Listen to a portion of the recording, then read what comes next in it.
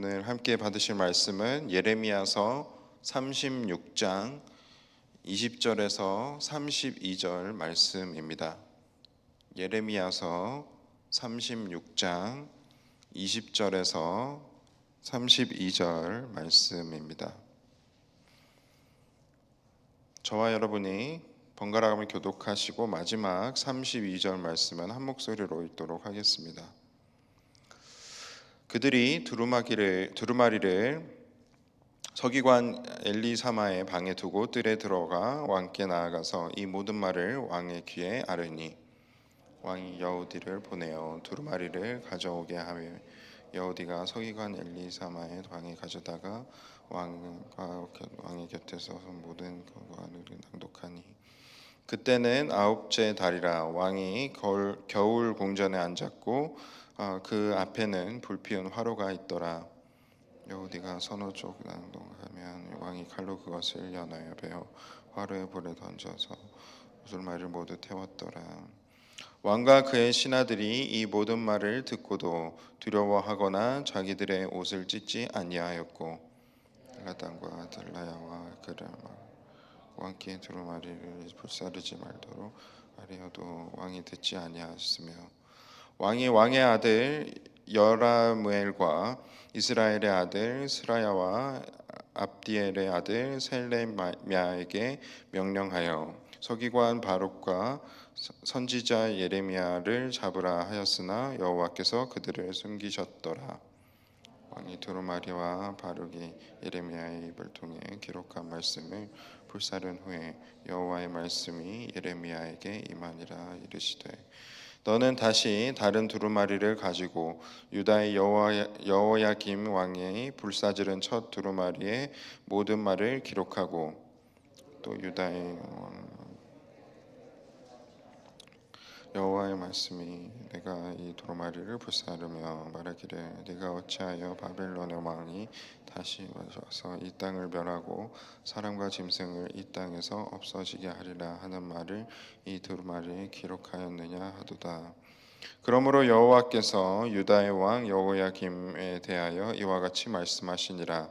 그에게 다윗의 왕위에 앉을 자가 없게 될 것이요 그의 시체는 버림을 당하여 낮에는 더위 밤에는 추위를 당하리라.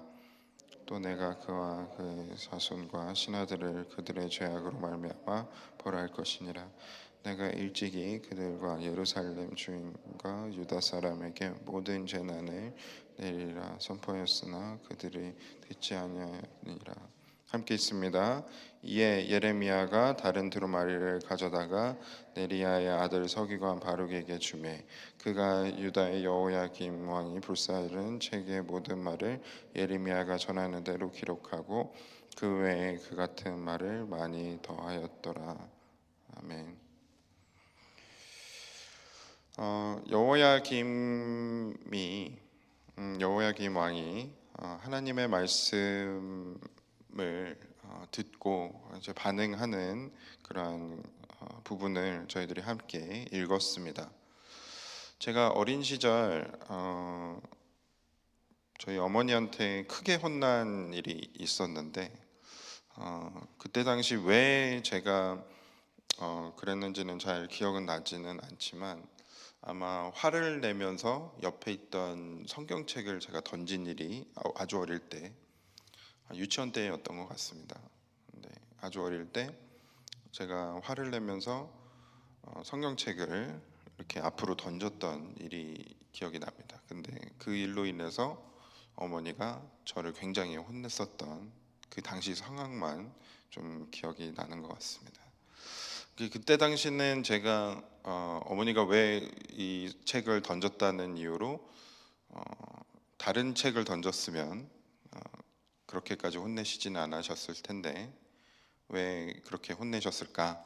그때 당시는 이해할 수 없었지만은 우리가 성경 말씀을 결국 우리가 읽고 그리고 그 말씀을 우리의 생명의 말씀으로 여기는 순간 그 말씀이 너무 귀해서 그리고 그 말씀이 너무 감사해서 나의 보물처럼 여겨지기 때문에 너무나도 소중한 것이기 때문에 그게 귀하다라는 것을 나중에는 깨닫게 됩니다. 그렇기 때문에 이 성경 말씀을 우리는 버릴 일도 없고 던질 일도 없고 또 그것을 귀하게 여길 수 있는 그런 마음이 생기는 것이죠. 오늘 말씀 속에서 여호야김 왕은 하나님 말씀에 어떻게 반응을 했는가를 살펴보니 예레미야는 하나님의 말씀을 여호야김 왕에게 전하기 위해서 그렇게 두루마리에 하나님의 말씀을 적어서 그것을 전달하는 것뿐만이 아니라 그 왕의 곁에서 모든 그 하나님의 말씀을 낭독을 했습니다. 그런데 왕은 그 말씀을 받자마자 그것을 칼로 그것을 베어서 화로불에 던졌다라고 오늘 말씀이 기록을 하고 있는 것이죠.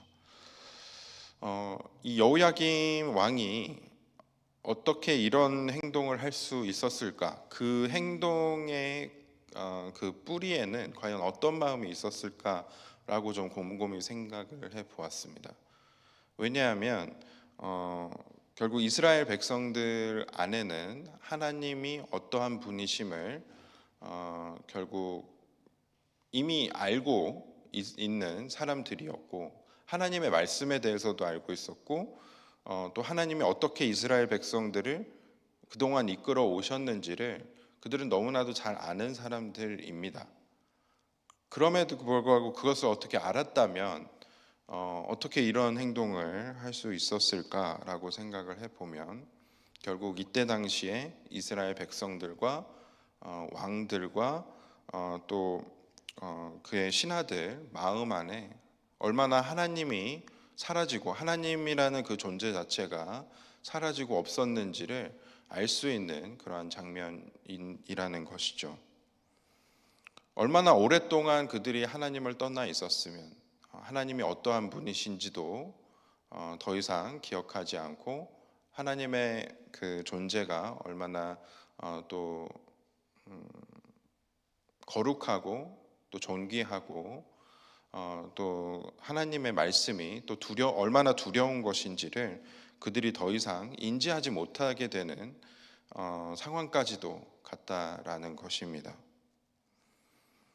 이 말씀을 읽으면서 어떻게 그렇게 어리석은 상황까지 나아갈 수 있었을까 우리는 생각을 하지만 우리의 삶을 돌아봤을 때에 우리 또한 하나님의 말씀을 듣고도 순종하지 않는 삶이 있는지를 살펴본다면 우리 또한 여호야김 왕과 다르지 않게 하나님의 말씀을 계속해서 어기고 있는 삶을 이어가는 부분이 분명히 있음을 발견을 할 수 있다라는 생각이 듭니다.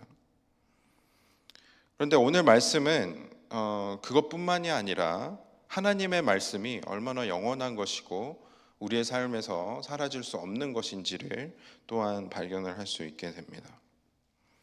하나님은 여호야김 왕과 또 하나님의 말씀을 경외하지 않고 두려워하지 않고 순종하지 않는 사람들을 심판하실 것임을 말씀하심과 동시에 예레미야가 또 다른 새 두루마리를 가져다가 여호야김이 불사질은 그러한 두루마리에 적혀 있어야만 했던 그러한 내용의 말씀을 모두 다시 적게 하나님께서는 명령을 하셨습니다. 이것은 단순히 그 기록의 어떤 목적을 살펴볼 때에 이것은 단순히 그때 당시에 그 주변에 있던 사람들에게 하나님께서 말씀을 전하기 위해서 존재한 두루마리가 아니었음을 우리가 알 수 있는 것이죠. 어떤 하나님의 말씀이 두루마리에 기록이 되어졌다라는 것은 그 기록된 말씀이 계속해서 시간을 흘러 또 세대를 이어 그 땅 가운데 있는 모든 사람들에게 그 말씀이 전해져야만 했기 때문에 하나님께서는 그것을 예레미야에게 분명히 기록하고 남기라고 했었을 것입니다. 그렇다는 것은 지금 현 시대를 살아가면서 우리가 하나님의 말씀을 듣는 삶을 산다라고 했을 때에 결국 우리가 이 성경 말씀을 계속해서 우리가 읽고 그 말씀을 묵상하고 그 말씀을 우리의 삶에 적용하면서 하나님 말씀에 순종하는 삶을 계속해서 살기 위해서 우리의 최선을 다하지 못한다면 어느 순간인가 우리 또한 하나님을 향한 경외하는 마음이 사라지고, 또 하나님의 말씀을 듣는다라고 할지라도 그것이 진짜 하나님이 살아계신 하나님의 말씀으로 인지되지 않기 시작하는 상황이 벌어진다라는 것이죠. 이 미국 땅이 하나님의 말씀에서 완전히 반대되는 방향으로 나아가고 있는 모습을 보게 되면, 이전에는 수십 년 전에 또 그 미국 땅 안에 얼마나 하나님의 말씀을 또 베이스에 해서 법들이 만들어지고, 또 사람들의 가정 안에 문화 안에서 또 기도하는 삶, 말씀을 읽는 삶, 또 자녀들에게 그 말씀을 가르치는 삶, 그것들이 얼마나 일반적이었는지를 생각을 해볼 때에 그것이 점점 사라져서 이제는 더 이상 하나님의 말씀이 우리 사회 문화 가운데, 우리 가정 문화 가운데 남아있지 않게 되는 일들이 벌어졌음을 우리는 발견을 할 수 있게 됩니다. 그것이 조금씩 하나님에서 멀어지는 삶으로 이어졌기 때문에 그렇게 된 것인데, 우리의 삶에 또한 그렇게 하나님으로부터 점점 멀어지는 삶을 살아가면서 그것을 인지하지 못하고 하나님께로 바로 돌아가지 못하는 그러한 삶을 살게 된다면, 우리의 삶도 언젠가는 여호야김처럼 더 이상 하나님의 말씀을 듣고도 그것을 하나님의 말씀으로 받아들이지 못하고 그것이 더 이상 두렵지 않은 그러한 저희들의 상태가 되어져 버린다는 것입니다. 그렇게 되지 않기 위해서는 우리의 삶을 계속해서 하나님의 말씀을 통해 비추어 보고 점검해야 하는 것이 우리의 삶입니다. 그렇게 볼 때에 오늘 우리 찬송가로 고백한 것처럼 하나님의 말씀이 정말 달고 오묘한 말씀인지, 나의 삶 안에 생명수처럼 생명이 되고 있는 그러한 것이 하나님의 말씀인지를 오늘 이 말씀을 통해 좀 살펴보고, 더 이상 하나님의 말씀이 내 삶에 영향을 주지 않고 있다, 내가 정말 문자적으로는 내 눈으로는 하나님의 말씀을 읽고는 있지만 그 말씀을 통해 내 삶에 비춰보았을 때 내 삶이 변화되고 있지 않은 삶으로 계속해서 유지되고 있다라고 한다면, 오늘 말씀을 통해서 그것이 얼마나 잘못되어져 있는 것임을 깨닫고 또 하나님의 그 말씀으로 우리가 돌아가서 그 말씀이 우리의 삶에 영향을 주고 우리의 삶에 변화를 주는 그러한 말씀으로 우리가 받고, 그리고 우리의 삶에 적용하고